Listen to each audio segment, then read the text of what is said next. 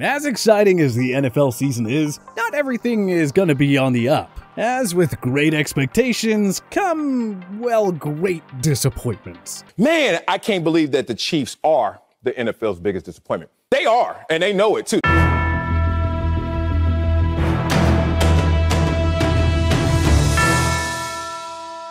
We're already 2 months through the 2021 NFL season. As we head into the second half of the regular season, let's dive into the 10 biggest disappointments of 2021 so far. Kansas City Chiefs. This one isn't up for debate. From 2018 to 2020, the Chiefs never lost more than 4 regular season games with Patrick Mahomes. But it took until Week 7 for KC to drop its 4th game of the 2021 campaign. And it's not necessarily because of injuries and unlucky bounces. Patrick Mahomes has turned the ball over at an alarming rate. The defense, which has been stout under Steve Spagnuolo in 2019 and 2020, suddenly looks as bad as the 2018 group that cost this team an AFC championship. The running game has been ineffective. Travis Kelce hasn't been much of a factor for large stretches. The Chiefs have committed so many costly penalties and careless turnovers, like Clyde Edwards-Helaire's late Week 2 fumble against the Baltimore Ravens that cost them that game. Maybe 4-4 at the halfway point isn't the most disastrous start, but then you remember 3 of KC's wins came against the 3 bottom feeders in the NFC East. You do have to credit defenses for seemingly finding the blueprint to slowing down Mahomes and his potent offense. But at the same time, Mahomes and Andy Reid are usually experts at making the necessary in-game adjustments. Although that clearly hasn't been the case this season. Chances are the Chiefs find their groove and get into the postseason. But seriously, who had the preseason Super Bowl favorites sitting at .500 through the first 8 games? The San Francisco 49ers. The 2019 NFC champions were derailed entirely by injuries a year ago. Nobody really faulted Kyle Shanahan or GM John Lynch. It was hard to survive the unforgiving NFC West without Jimmy Garoppolo, Nick Bosa, Richard Sherman, Raheem Mostert, George Kittle, and Deebo Samuel for large portions of the season. But with better health and luck, the 49ers were expected to return to contention in 2021. If Garoppolo struggled, so what? They have Trey Lance, who's ready to run the offense. Or so we thought. The 49ers got off to a 2-0 start by barely beating the lowly Detroit Lions and Philadelphia Eagles, before suddenly dropping 4 games in a row against far better teams. Garoppolo's play has been inconsistent. Once again. Lance has shown some flashes, but he looked in over his head when he was forced to start in place of an injured Jimmy G in Week 5. Speaking of injuries, Kittle hasn't been able to stay healthy, and the same goes for most of their secondary. It's not too late to make a run at a wildcard spot in the NFC. The race is wide open for the number 7 seed. But the 49ers weren't supposed to be fighting for their playoff lives this early in the season. At least Deebo Samuel has enjoyed quite the breakout year. If he sustains this level of play, maybe this 49ers offense as a whole will finally catch fire down the stretch. Washington football team's defense. Most fans and analysts figured that Washington wouldn't win the NFC East again. A lot had to go right for this team last season just to win 7 games and claim the division crown. But really? Has one specific team's unit underperformed more than the Washington defense in 2021? What in the world happened to Jack Del Rio's group? In 2020, Washington placed 2nd in total defense, 2nd against the pass, and 4th in scoring D. They racked up 23 takeaways and finished with 47 sacks, led by Montez Sweat's 9. They allowed an average of 20.6 points per game in 2020. Fast forward to their first 8 games in 2021, and that same Washington D was allowing averages of 389.4 yards of offense and 28.4 points per game.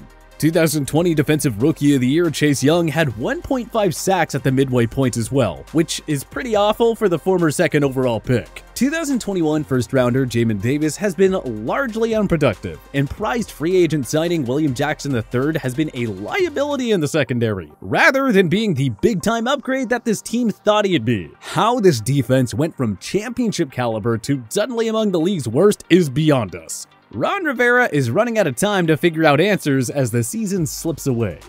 Sam Darnold. It took just 3 years for the New York Jets to give up on the number 3 pick from the 2018 draft. In the offseason, they sent Darnold to the Carolina Panthers in exchange for a 2021 6th-rounder plus 2022 2nd and 4th-round picks. The obvious hope was that Darnold would find his form on a loaded Carolina offense coached by Matt Rule, who is considered to be quite the upgrade over Adam Gase.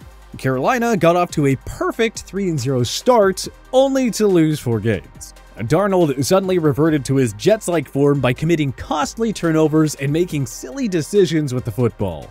Playing with DJ Moore, Robbie Anderson, Terrace Marshall Jr., and, when he's healthy, Christian McCaffrey was supposed to help Darnold find his game as a starting caliber QB. Instead, he's simply holding back a Carolina team that's being carried by a solid defense, and thus should be competing for a playoff spot. If Rule and the Panthers' wealth of offensive weapons can't fix Darnold, well, maybe he's just destined to be a career backup. Kickers. Again. Once again, the kicking position seems to be a giant concern for half the teams in the league. It's ridiculous. Remember when your team used to carry the same kicker for years and years and it just was never a problem? But here we are in 2021 and we have too many games being decided by unreliable kickers. Greg "the Legs" Lane missed 3 kicks in Week 1 against the Tampa Bay Buccaneers, which cost the Dallas Cowboys a win. Washington cut Dustin Hopkins after 6 games and replaced him with Chris Blewett. You blew it! The Minnesota Vikings lost to the Arizona Cardinals in Week 2 because Greg Joseph couldn't make a simple 37-yarder. Nick Folk missed a potential game winner against the Buccaneers in Tom Brady's return to Foxborough. With the reliable Will Lutz out of the season, the New Orleans Saints attempted using Aldrick Rosas and Cody Parkey. Both got cut, and the team had to turn to Brian Johnson in Week 7 against the Seattle Seahawks. Josh Lambo was super reliable for the Jacksonville Jaguars in his 4 seasons. Then he flopped, got released on October 19th, and was replaced by Matthew Wright. Week 5 especially was a laughingstock of a week for kickers. And remember when the Green Bay Packers and Cincinnati Bengals played a game of who can miss the most game-winning field goals before Mason Crosby finally won it in overtime? Is it really this hard for NFL kickers to do their jobs these days? I guess they all can't be Justin Tuckers. Allen Robinson. Robinson chose a bad time to endure a down season. He's only in a contract year after all. Sure, the QB situation hasn't been great. Andy Dalton wasn't getting it done before his injury, and Justin Fields really doesn't look NFL ready. But Robinson put up 1,000-yard seasons in 2019 and 2020 with Mitch Trubisky as his main quarterback. Robinson's production has dropped significantly, and he's on pace to endure his worst season as a pro. He looks nothing like the wideout that used to be a one-on-one nightmare for opposing corners, as Darnell Mooney has emerged as the new go-to receiver in Chicago. David Montgomery's injury meant the Bears need a lot more from A-Rob, but he hasn't delivered. And barring a strong turnaround in the second half, he's gonna see a noticeable decrease in his price tag when 2022 free agency opens up. Jamal Adams. A month before kickoff, the Seattle Seahawks handed the All-Pro safety a 4-year extension worth $70 million. The new deal made Adams the NFL's highest-paid safety. But by the halfway point of the season, Adams looked like anything but a guy who should be the highest-paid player at his position. Fans couldn't help but laugh at Adams' Week 6 NBC Sunday Night Football intro when he called himself the best in the nation. Jamal Adams, I'm the best in the nation. Pro Football Focus thought otherwise, to say the least. In 2020, Adams recorded 9.5 sacks, the most ever by a defensive back in a single season. Through 8 games in 2021, he had 0 sacks and 0 turnovers, and he was a huge liability in coverage by just about every metric and advanced stat you can think of. The 2021 Seahawks defense is looking a lot like last year's group, meaning they're still one of the absolute worst in the league. You'd think Adams would help change that after receiving his $70 million payday, but that hasn't been the case so far. Rookie quarterbacks, except Mac Jones. The 2020 NFL rookie QB class was nothing short of thrilling, to say the least. Justin Herbert had the best rookie season ever for a signal caller. Joe Burrow was breathing new life into Cincinnati before his season-ending knee injury. Tua Tagovailoa won 6 of his 9 starts, and even Jalen Hurts showed some promise down the stretch in Philly. But in 2021, unless your name is Mac Jones, it's been a pretty rough year for a rookie quarterback. Trevor Lawrence is a victim of circumstance, playing behind a horrid offensive line with no real threats in the passing game. Zach Wilson had 9 picks in 6 games before suffering a sprained PCL that sidelined him multiple weeks. Trey Lance was given little playing time before suffering a left knee sprain in Week 5, so we haven't gotten much of a look at him. Justin Fields has taken too many hits and can't get anything going in Chicago's sluggish offense. Davis Mills has no chance on a Houston Texans team that is clearly tanking for the top pick. Now, this isn't to say that all these guys will be busts. We're confident that some of these guys will pick it up. But surely, fans in Jacksonville, New York, Chicago, and San Francisco had higher hopes for their franchise quarterback than what they've seen so far. Miami Dolphins.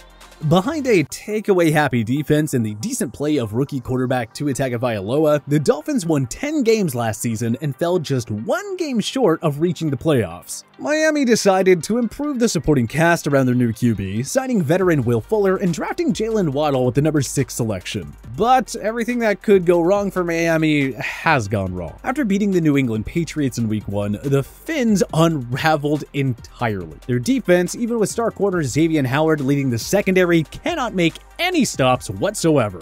Tua missed 3 games with fractured ribs, but even when he's on the field, the Miami offense hasn't really been that much better. Fuller has once again been hampered by injuries. Waddle has been inconsistent, and Devontae Parker still hasn't been able to build off his career-best 2019 season. Aside from the stellar play of tight end Mike Gesicki, there are no positives to take away from this Miami team. Jon Gruden's emails.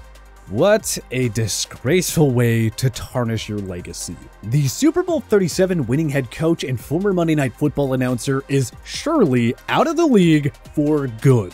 This comes following the revelation of emails dated between 2011 and 2018 in which Gruden used a racial trope to describe DeMaurice Smith, the NFLPA executive director, as well as several homophobic and sexist terms.